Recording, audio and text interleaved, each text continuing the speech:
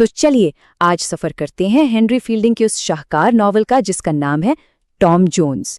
یہ 18ویں صدی کی ایک ایسی داستان ہے جو محبت، قسمت کے اتار چڑھاؤ اور اس سوال کے گرد گھومتی ہے کہ آخر اچھائی کا اصل مطلب ہے کیا۔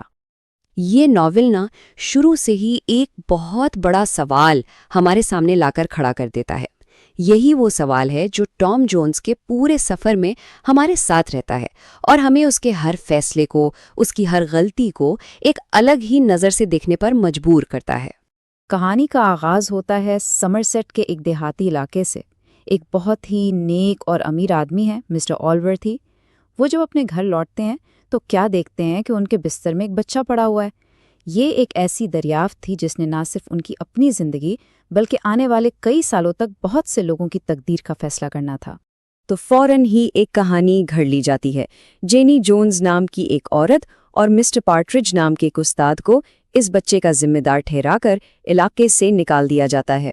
اس طرح ٹام جونز کی پرورش ایک ناجائز بچے کے طور پر شروع ہوتی ہے اور یہی شناخت اس کی زندگی کے ابتدائی سالوں کی بنیاد بن جاتی ہے۔ اب مسٹر آلوردی کے گھر میں ٹام اکیلا نہیں پل رہا، اس کے ساتھ ایک اور لڑکا بھی ہے، ماسٹر بلائفل۔ ایک طرف ہے ٹام، زندہ دل، دریا دل، لیکن ہاں تھوڑا جلد باز، اور دوسری طرف ہے بلائفل، جو بظاہر تو بہت نیک اور سلجھاوا لگتا ہے، لیکن اس شرافت کے پردے میں ایک ٹھنڈی اور حاسد فطرت چھپی ہوئی ہے۔ ان دونوں کا ٹکراؤ ہی کہانی کا مرکزی محور ہے۔ اب جب ٹام جوان ہوتا ہے تو اس کی زندگی بھی اس کے مزاج کی طرح ہی طوفانی رہتی ہے۔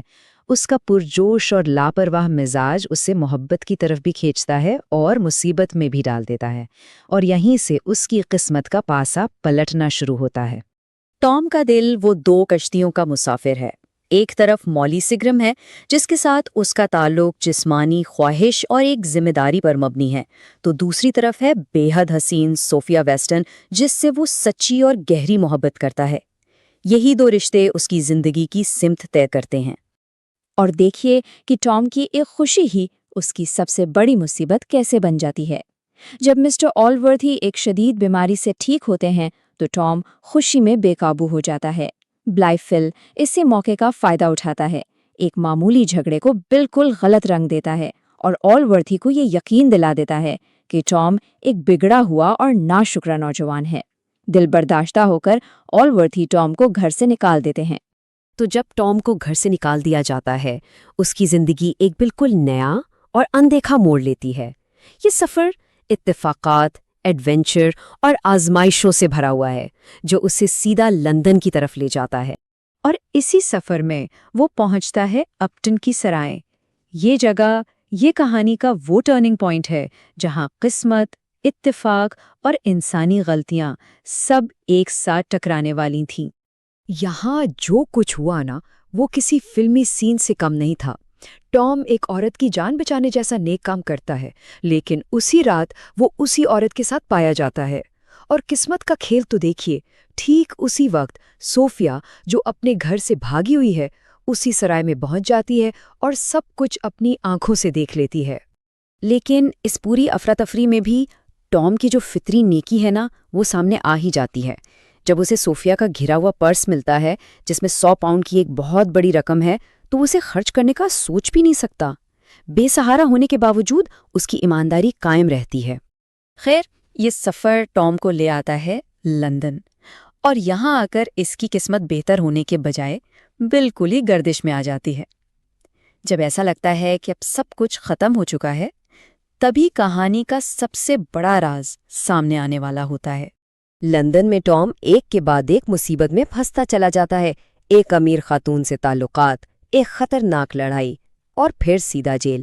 لیکن سب سے بڑا دھچکا اسے تب لگتا ہے جب اسے یہ بتایا جاتا ہے کہ مسز واٹرز، جس عورت کے ساتھ وہ سرائے میں تھا، دراصل اس کی اپنی ماں ہے۔